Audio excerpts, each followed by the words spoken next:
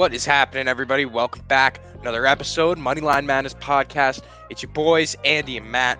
We're back again, talking NBA. Lots to talk about. NBA drama all over the place. We got tied series. We got series hoping to be tied after today.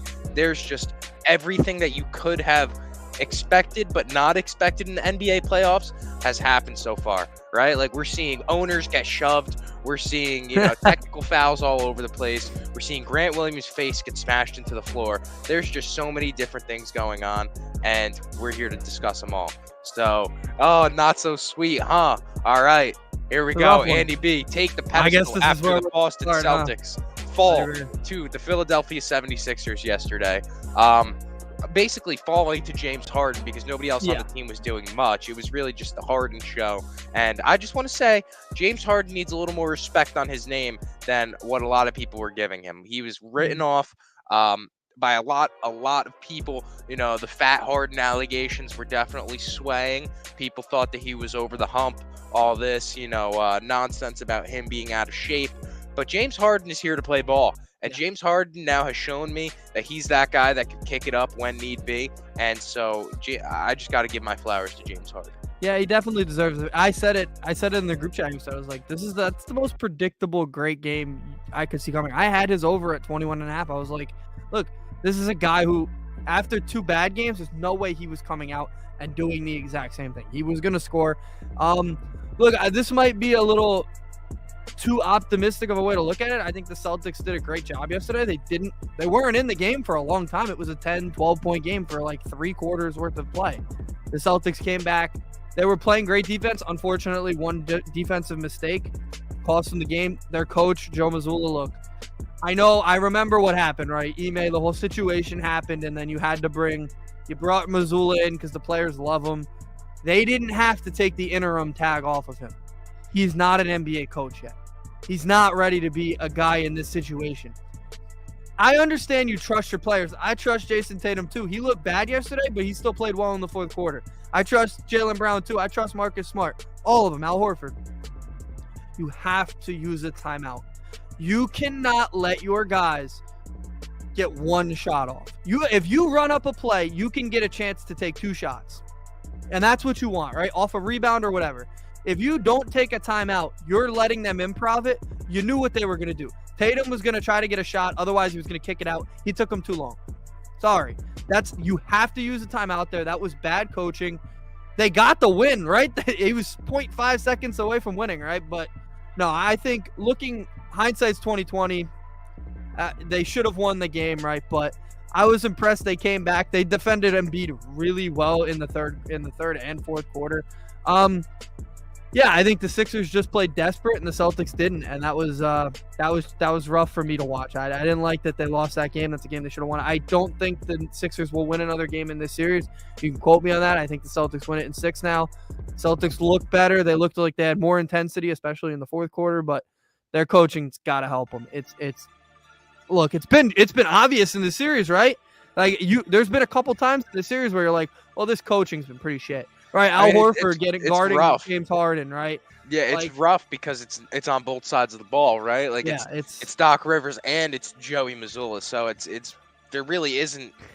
I will be much going on there. I'm wrong, man. If I'm wrong, I'm wrong. But Joey Mozzarella got to use those Timmies. That's a fact. Yeah, Joey Mott's got to use his Timmies when he has them. It's ridiculous how a lot of these coaches save both the challenge and these extra timeouts who the never last few seconds of the game and then just never use them. There are so many. Never saves a timeout. Eric Spoelstra. And what are we saying about him? He's easily the best coach left. There's a reason for that. Yeah. He knows how to coach. He knows what you have to do. Even if you trust your guys, even if you want to go into the huddle and be like, all right, you guys are going to improv this, which would be stupid.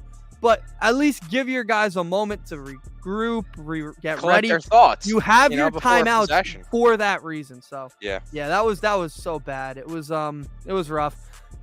Going back to Boston, I think I'm still confident that Celtics can win the series. Right? I hope it doesn't go 7. I don't think it will, but it's always obviously possible that when James Harden plays desperate, I think he's one of the better players. Listen, man, it's seeming like it comes down to, at the end, who has the better takeover factor. And this is on all of the games. We're looking across the board. who has the better takeover factor. Last night it was Devin Booker, right? Yeah. Who can take over the game and really just go on that run that separates their team. You know, LeBron James has been able to do that for the Lakers thus far. They're up 2-1, hoping to go up 3-1 on the Warriors tonight. So you look across the board, Jimmy Butler, he's put the team on his back. Sorry you know, to say. that's the only guy. You know, his dog in him alone has carried the Heat past the Knicks in these games so far. So it's going to be interesting tonight to see. One more last thought on the Celtics is this is a little faded because I had Jaylen Brown getting 25 points in the game. He finished with 23. So I was mad. Jaylen Brown shot 4 shots in the fourth quarter in overtime. Jaylen Brown had the most points on the Celtics. That's bad. To me, that's bad. I get it. Jason Tatum's your guy. He's your best player, apparently, right? He wasn't shooting well. He's got to know, look, get it to Jaylen. Jaylen's making every shot. He scored what? I think Double R would get it better than I was. I think the exact number was he scored 13 points in the first quarter alone. A lot of them were 3. It might have been 16. He was playing great, and then they just stopped letting him shoot. I think he scored 7 points in the last 3 quarters. Marcus Smart shooting as much as he is, he makes them, so I can't really be mad. But a lot of the times sometimes he won't make them. So look, it's unfortunate, but the Celtics offense is good enough, but they need to trust Jaylen Brown. And he said that, right? He said I need to demand the ball more. Yeah. Yep, the first 13, and then he got 2 fouls. Well, that's the thing. He got 2 fouls, and because he was doing so well offensively, they couldn't take him out. He had 8 points already. He had the Celtics' first 10 points. They couldn't take him out even with 2 fouls. That means you need to get that guy the ball. If you can't take him out with 2 fouls, that means you trust him. You need him too much. They weren't doing that in the fourth quarter. They still almost won the game, but that was, I think, a difference is when he's rolling, the offense can roll even better, and he was kind of shut out there. So. No, I agree. All right, another game that happened last night. Nuggets Suns, another series tied that I did not expect to get tied. Truthfully, I thought last night the Nuggets were going to pull this one out, but I guess the depth, right? Imagine me saying that of the Suns. No, it's just Kevin Durant and literally Devin Booker. That's when it. They want to. That's it. When they want to. I mean, it's just 2 guys teeing off on your team offensively. You have to be able, and you saw the clip of Jokic on the bench, and he said it's literally just 2 of them.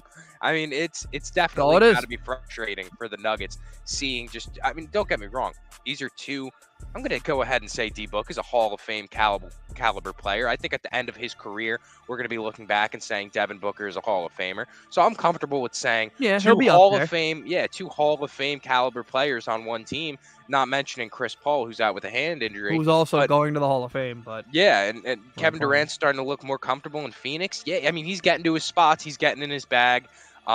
He's finally, he has Devin Booker, who has that takeover factor as well, right? So he can kind of chillax on offense a little bit, some possessions, and then exert more energy on defense. When Booker wasn't showing this and kind of playing a little timid when Durant first got there, we saw KD have to overcompensate on both sides of the ball. And what did that cause? It caused them to go down 0-2, and they had no offensive flow. So now that you have 2 guys who are playing off of each other, especially when they could play at that level and shoot the lights out, I mean, the sky, I guess, is the limit. But ultimately, I have the Nuggets winning this one in 7 games.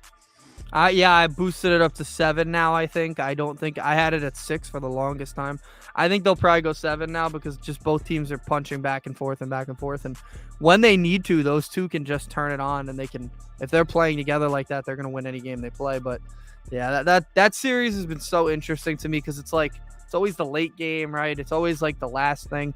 It's not 2 big markets at all, right? It's not like you're all everybody's. Phoenix is a bigger mark. I mean, no, even I think Sacramento. Charles Barkley's kind of put it best. They're a big city, but they're a small market. He says that all the time. He said, "That's just who they are, right? Like that, and that's fine. Like I'm not a guy who cries when big markets are out of it, right? I love that the Knicks are doing great, but I think it's pretty cool that Phoenix is pretty great too, right? Denver's pretty great too, right? So everybody's giving kind of the love to the Lakers series, but this is good basketball going on in Phoenix. I'm impressed. I think Devin Booker, I dare I say underappreciated in his career. I mean, he scored 70 at 20 years old. This guy's been doing it. He has a finals appearance. Yeah, he's been doing it for a while now, and he's still young. He's 25, which is Yeah. Or it might be 26. Booker's one of those guys that, like, he's in the same conversation of Giannis to where, like, Yeah. you know, the next couple of years we got to start looking at this guy in terms of where else he's going. Because I don't think the Phoenix Suns right now, this is a cool team, but this doesn't seem like something. Oh, there's not staying power with this team. No way. So I would say Devin Booker is somebody, another guy. You know, if you're a team like the Knicks looking, you feel like you're just one piece away. If you're a team like the Pelicans, who I think are just one piece away, you know, those are guys that I'm keeping on my list that I'm looking at right now and saying, you know what, this guy, playoff proven, you know, really driven, get a bucket when you need, you know, when somebody, I said this in our group chat, I took for granted the years that the Knicks had Carmelo because of his takeover factor. You knew in the last few minutes the ball was going to Melo, and likely he's going to put that ball in the basket and get you a bucket need be from the mid-range. Nowadays, the Knicks, and that's a main reason, if we could pivot to their game, why I think the Knicks have struggled so much. They don't have that go-to guy. I was going to say that one, you know, that one guy that could take over a game that just has that dog in him. Jalen Brunson's been spectacular. But you can't expect this guy to be that caliber of a, you know, I mean, how many players in the league really have that? Aside from playoff Jimmy, these guys go are look at every only team, top though. 5 players, right? Go look at every team. I could name you every team has somebody who they'll be like, all right, here's your fourth quarter. Right? Fourth quarter's yours. You're my guy. The only team that doesn't is the Knicks, right? I don't know if Butler's healthy enough. We'll see, right? He didn't really have to do much for the last game because it was so ugly. He didn't have to play that many minutes. We'll see if he has to play tougher minutes tonight. He said it hurts a lot, right? So you got to make him play those tough minutes. But every team's got somebody, right? Denver's got Jokic. We could go through them all, but the Knicks don't. And, like, I think Brunson can get there, but he hasn't proven it enough to where you can trust him. There's nobody complimentary. Yeah, there's nobody that you're going to be like. If that fourth quarter, you know it's going to be Jalen Brunson at the end of the day. And now I posted in the group, I saw him post Julius Randle's stat line the other day, and I think he shot 4 for 15, something like that. It was 10 points, 14 rebounds, like 6 assists. I get a headache I just want to say sometimes. I just want to say one thing. Now, I don't even necessarily have a problem with Randle shooting horribly. Not horribly. Obviously, you want him to shoot better. But my problem with Julius Randle is that when he is having one of those games, you already know he's completely tuned out on the defensive side and on the offensive boards. In any terms of offense, he's out of the flow. He's stagnant on the floor. I didn't even need to see, you know, I watched the game, obviously, but I didn't need to watch the game to know after seeing that was his stat line, that he was sluggish and dragging the team down, and he was giving negative minutes out there, non-productive. I'm not going to hate on RJ. I mean, look, it might be a little underrated the way he's playing right now. Every game he's putting up 15 to 20, 15 to 25. I've had him 15 plus points every game. He's doing what he needs to do on the offensive end. If you need RJ Barrett to score more than 20 points a game, you're not winning anyway. You're not a playoff team. So that's on you, right? You got to build your team good enough to have him be. Let's be honest, he is what he is. He's going to be a 20. He averaged 19.6 per game. He's going to be a 20-point scorer. That's probably it. And he just brought up Ayton. Him and Ayton have both kind of not grown as players since maybe their second year in the league. Does that have to do with the acquisitions of better players on their Yes, team? That's how that works. Like, Ayton was put in a really weird situation because he knew he was the number one pick, but he was never going to be the best player. And they've only added better players as he's gotten, like superstars. Same thing with the Knicks. RJ was great, but now they have Randle. Randle plays a similar position to him. High volume. Now they have Brunson. And high volume's the perfect way to put it. If you're not getting that guy shots, you're not going to turn him into a superstar.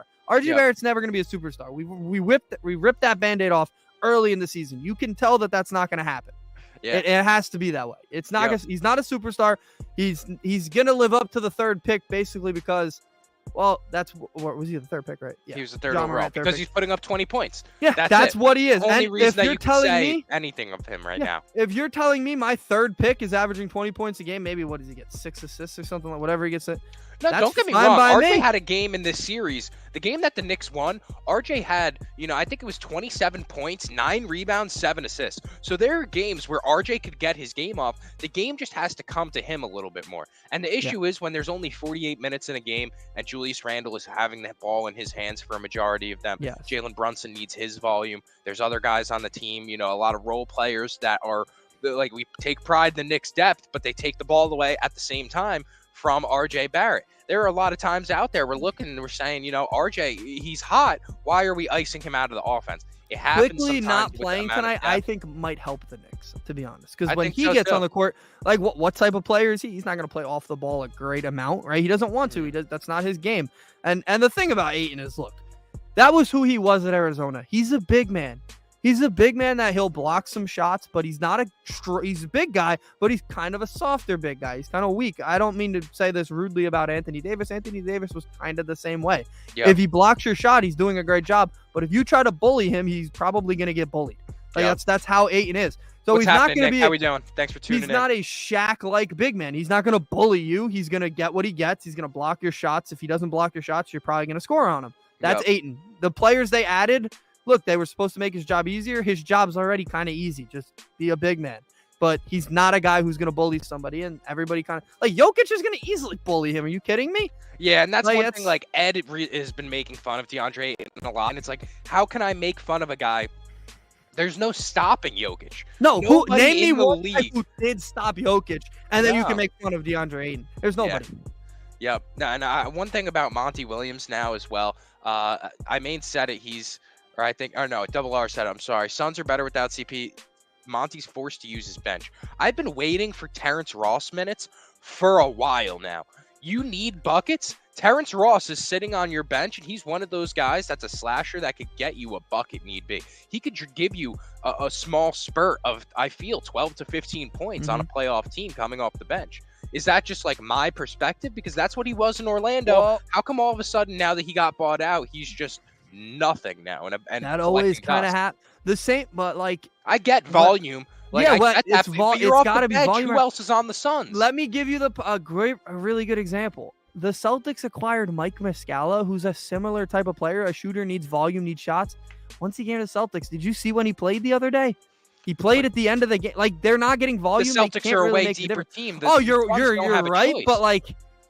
You're right, but like, even on the Suns with their bench the way it is, are they still setting up shots for Terrence Ross? Do they want to? I don't think they clearly they don't want to. They're not. Who else is on that bench? That's Jack Landale has been big for. Look, I love Jack Landale. Of course you do. Gonzaga kid, I think. Yeah, real great kid, real lunch pail guy. Yo, that's the funniest, like the recurring, like you asking me of every white player. That is my favorite pastime of this playoffs. Every time, what was it the other day? Oh, you said about Brown on the Nuggets. I was like, one of my favorite guys, top guy in the league, man. Yeah. Here's another Andy B legend, Mr. Dude, Zeller. no, Cody Zeller blows my mind when he's on an NBA court. He looks like he should be like doing my taxes. Yeah, he looks like he should be doing the NBA players' taxes. He looks like he's 50. He's actually only like 29, I think. Yeah. He's still young because he came into the league early. But Cody Zeller playing well. Now that's another thing that just can't happen if you're. Yeah, Mitchell Robinson needs to step the hell That can't up. happen. Mitch needs to stop playing games. How do you have such a great series and then you go against Bam Adebusi and you're just? I got Bam 8+ rebounds tonight. I'm a little scared about it. I would be too. He's been getting them though. That's the fear. He shouldn't tonight. He shouldn't. With Quickly out, the Knicks should be a little bit bigger out there. I don't know. He looks like Scott Van Pelt. That's a very fitting. With a little bit of hair left. Yeah, he's just got to give it up. Another guy that has to give it up, I put this on Twitter yesterday, Jeff Green. Now, Jeff Green's been nursing a little bit of a baldy, a little bit of a shiner on the top of his head. A long time. Yeah, he's had that since his Cleveland days with LeBron. But now we're talking about 5 years, even further than 5 years out of his Cleveland stint. Jeff Green, we need to give up the cut, my man. I can't lie to you. The free throw line angle yesterday when Bro was shooting the ball right above the noggin, he's just got the crown. And you could just see, like, we got to just pack it in. Either that or get the Jalen Rose where he just puts the Sharpie marker into his lineup. What was it? Is it Gideon that got the surgery? I think my favorite. Oh, yeah, for your hairline? Yeah. Man, get it fixed, man. Come on. Jeff, just make the commitment. Bam has heart, the Cavs bigs didn't. Yeah, Bam has a little bit of heart, and I guess that's from Jimmy. Is it from Jimmy or is it from Kentucky? Kentucky guys come out with heart. I'm a college guy. Everybody knows that. They come out with heart. Devin Booker's got heart. Yeah, that's fair. They come out with heart. Julius Randle doesn't, though. The only guy I think kind of got lost in that is Karl Anthony Towns. And I don't mean to say like he doesn't have heart. He's just a little softer than the other guys, which is fair. He's a good shooter, though. The NHL draft lottery, man. You've been getting me. I've been getting really into hockey because my brother's a Devils fan. Devils have been playing well. Oh, they played well yesterday. They're down 2-1. Hey, this is like if you're looking at future superstars in their sport, there's a guy coming in the NHL, Connor Bedard. He's going to be the best in his sport. No other sport has that coming in, right? The NBA's got Victor. So the NBA's got Victor. Everybody's expecting him to be great. NHL's got Connor Bedard. Nobody knows anybody that plays baseball. Football, you had Bryce Young. Young guys coming in. NHL draft lottery tonight's going to be interesting. All right. Well, last game that we got to talk about, Warriors Lakers. What are your thoughts tonight? Because, man, I got fooled. I got straight up bamboozled by Adam Silver because, and that's been Puck Talk brought to you by Moneyline Madness. Oh, we love Puck Talk. We love Puck Talk. Moving on. But yeah, Adam Silver, I should have known the ratings would be too high if the Lakers were to get bounced or get swept. So here he is, and the Lakers are winning games. Now, I don't really understand it because the Lakers on paper are not anything close to Golden State. Oh, we're losing you. But yeah, we're getting the Adam Silver run around. Anthony Davis has been playing good ball. He was on a milk, so they had to. We're losing you again. Hold on. We're losing you a little bit. Am I back? Yeah, you're good. You're good. Okay. Anthony Davis was missing for a little bit, but he's come back and he's making his presence felt. And yeah, Golden State, games ain't played on paper. Golden State has to come to ball. They got to start playing a little bit better defense because they're getting buckets, but they're giving them up to an offense that should not be able to put up 115 plus on you. The Lakers do not have the offensive firepower, the shooting, anything for that type of game. Why are you letting them beat you with that?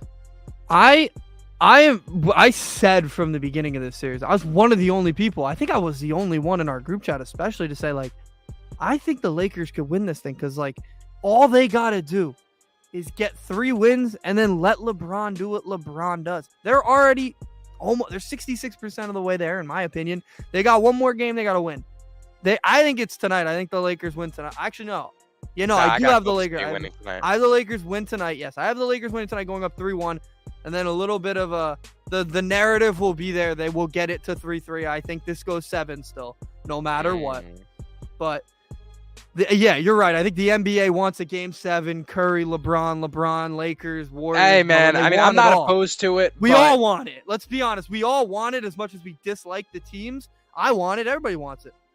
But the Lakers are doing exactly what I said. They're just playing their game. They're letting LeBron do what LeBron does.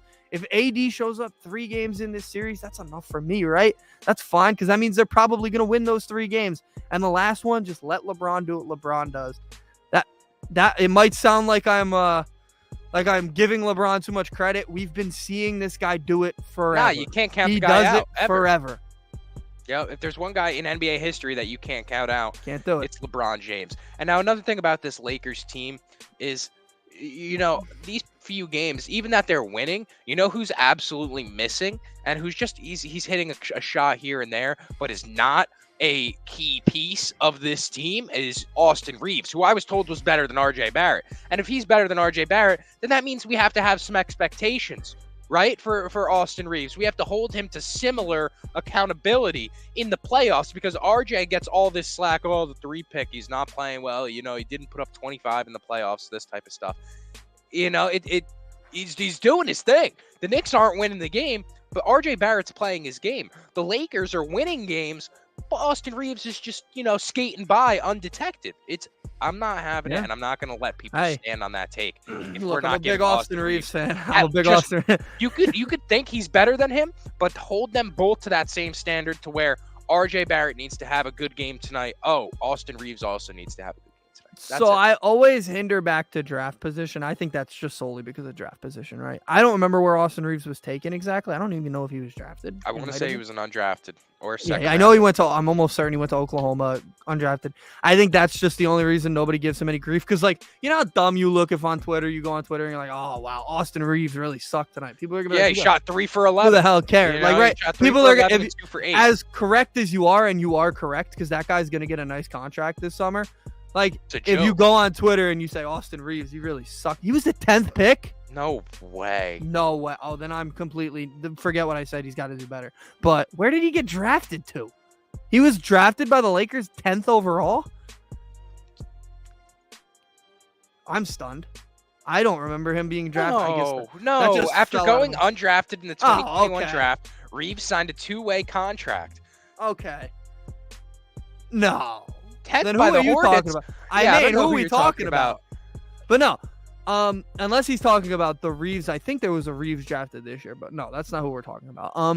No, then it comes back to draft position for him because I do think you're right. He does need to play better, but I mean, if you're the Lakers and you're No, nothing's banking going on through him, Austin right? Reeves, Like, right? yeah. But why is that? Why is that? No, I clicked Oh, Austin Rivers. That's awesome. I get it. Very close names. I understand. That's that one. awesome. His role I is mean, I don't know. definitely- I can't. I mean, searching Austin Reeves and then clicking on Paul George's, ex-girlfriend's father is kind of, I don't know. I feel like that's somehow off to the right a little bit, but to each their own. His role is different on RJ. He's asked to do more. There's no way Reeves is asked to do more than RJ. No, Barrett. I think he means RJ is asked to do. Oh, But I don't was even gonna know say, if that's yeah. necessary. RJ. I watched what was the last game. He had like 13, or not last game, the game before that. RJ had like 13 points in the first quarter. He is a And then great they shy player. away from. They ice him for- out of the yeah. offense. Like He what are wound we up. I doing? had him getting 15. I think he wound up with 19. Like I think Yeah, that was the total. that's like, not right when you have 13 in the first. That Yeah, just can't. That's happen. what happened with Jaylen Brown yesterday. Guys that get hot in the first quarter, for some reason, they're just like pushed to the They side. just- I don't yeah. get it. But RJ's asked to be a 3. Am I wrong? I think he's a 3. Right? He's the third best player. He's RJ's the third asked for offense- at least 20 points per game as the third option. which is and what you he's been need him doing. to So hit. he's been doing what he's been You doing. need 3 threes from RJ Barrett. I that's have him what you getting need. 2 threes tonight, by the way. We'll Give see. me 2. We'll see. He what had 2 happens. of the first 5 minutes the other day. I was very excited. I had That happens, and then they ice him out, and you're Yeah. like, "Where'd RJ go?" RJ's really good Hey. at hitting my bets, but the Knicks don't want him to, I think, at this Yeah. point. But Seriously. it's gonna be a great game tonight. I'm very excited for that. Miami, I'm very surprised. I want to give them credit. And I know you didn't want to. The pictures were before the game. I had seen how empty it was. They filled up really well. They were nice and loud. I'm impressed because last year in the Eastern Conference Finals, they were not loud enough, and I think it really helped the Celtics. But I think this year they looked really excited. Maybe they see that maybe they have a better run. I don't know. I think the winner of the Philly and Celtics series feels really good about themselves right now, Celtics. But I got to give them credit, and I hope they're the same way tonight. I know it's a Monday night, so it's a little tougher, but hey, they were for a 3:30 game. They were really excited the other night. Where so does gotta give them credit. RJ fall in the pecking order? Is he the third scoring option? Well, he's the third scoring option, and then he's relied on in the pick and roll to create some other shots for teammates Definitely. sometimes. Yeah. I mean, when he goes simply to his left hand, you know what he's doing already, right? And that's been his struggle. But in this playoff so far, he's been able to use both and been able to facilitate somewhat to an extent, drawing in defenders just being because the Knicks have no shooting.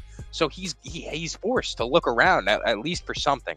But we'll see. We'll see. Give me man. I give really me think one this is- key for the Knicks tonight. What do they got to do to get the dub? I'll give you mine, but you Quentin go Grimes is starting tonight, and we have to make sure we get Quentin Grimes some shots up.